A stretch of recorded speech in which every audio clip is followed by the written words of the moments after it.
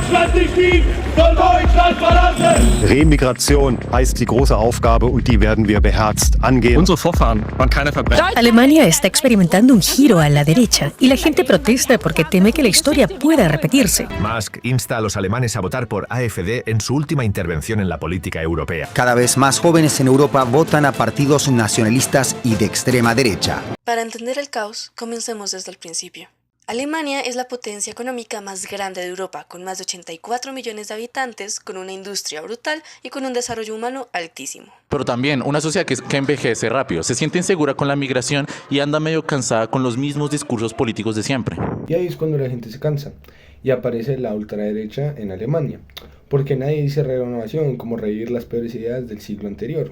La diferencia es que esta vez es con filtros de Instagram y bots en Twitter o en su efecto IAs en TikTok que se hacen pasar por personas reales. Las elecciones del 2025 dejaron a muchos con la boca abierta, ya que el partido político AfD, Alternativa para Alemania, rozó el poder con un discurso anti-inmigración, euroescéptico y, claro, defendiendo los valores tradicionales. El partido que se llevó las elecciones fue el CDU-CSU, el partido conservador de siempre, pero solo que más endurecido, más nacionalista y más digitalizado. Y mientras unos celebraban esa nueva estabilidad, otros se preguntaban cuánto de ese resultado realmente fue político y cuál fue obra de inteligencias artificiales y una buena campaña en redes sociales. Esa es la pregunta de fondo.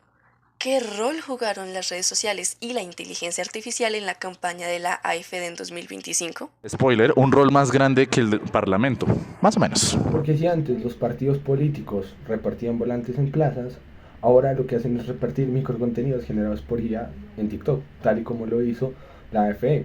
Y si antes hacían meetings en plazas para llamar la atención del público, ahora hacen trending topics con bots por Twitter. Si antes un político da un discurso, hoy un algoritmo lo puede convertir en 20 discursos distintos para 20 audiencias distintas. En la teoría, las redes sociales acercan a los ciudadanos a la política. Sin embargo, en la práctica, los han encerrado en una burbuja donde solo escuchan lo que quieren oír. Y es que así funcionan los algoritmos. Cada vez más te muestran más de lo que te indigna, de lo que te emociona, de lo que te hace reaccionar. Y es que cada vez que tú haces clic en este tipo de contenidos, esos clics terminan dándole poder a todas estas campañas y por ende a estos partidos.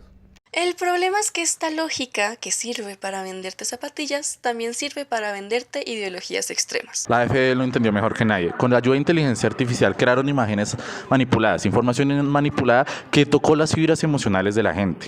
Y es que mensajes como los inmigrantes están acabando con tu país o la Unión Europea roba tu identidad son muy fáciles de compartir y muy difíciles de verificar. Un informe del Institute of Strategic Dialogue mostró que cuentas vinculadas a la AfD y a los partidos de ultraderecha utilizaron IA generativa para crear contenido visual, influencers falsos y narrativas de miedo. Era una fábrica de mentiras con Photoshop turbo alimentado por inteligencia artificial. Y lo más curioso de todo esto es que funcionó. Porque los discursos más extremos, los más incendiarios, son los que el algoritmo empujaba cada vez más hacia arriba y los que cada vez más se lo mostraba a las demás personas. Pero no seamos ingenuos. Ni las redes sociales ni la inteligencia artificial crearon la ultraderecha. Solo le dieron un megáfono. El terreno ya estaba listo. Crisis migratoria, inflación, desconfianza de las instituciones y sensación de que la política ya no representa a nadie.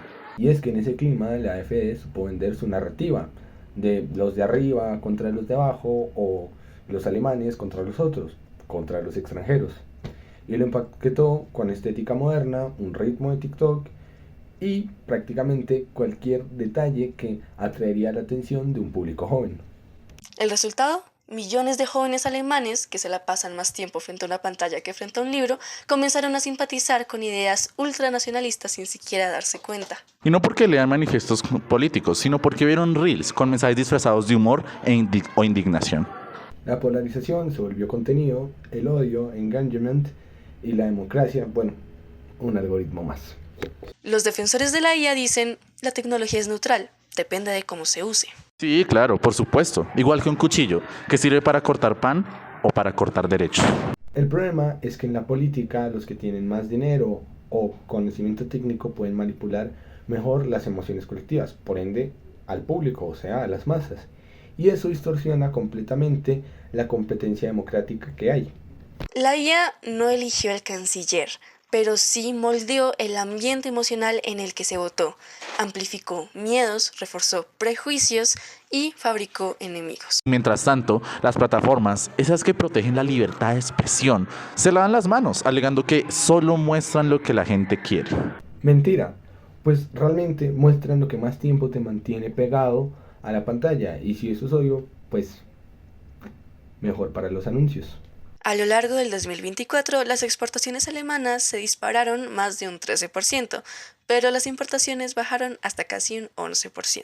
Traducido, el país iba bien económicamente, pero la gente sentía que todo iba mal.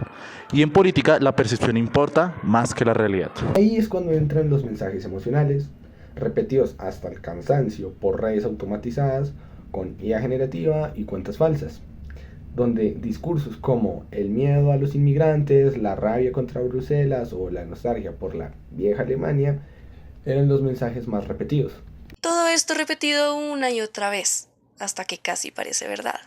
Con todo esto nos queda una reflexión algo incómoda para muchos, y es que la democracia del siglo XXI no se defiende solamente con votos, sino que también con pensamiento crítico.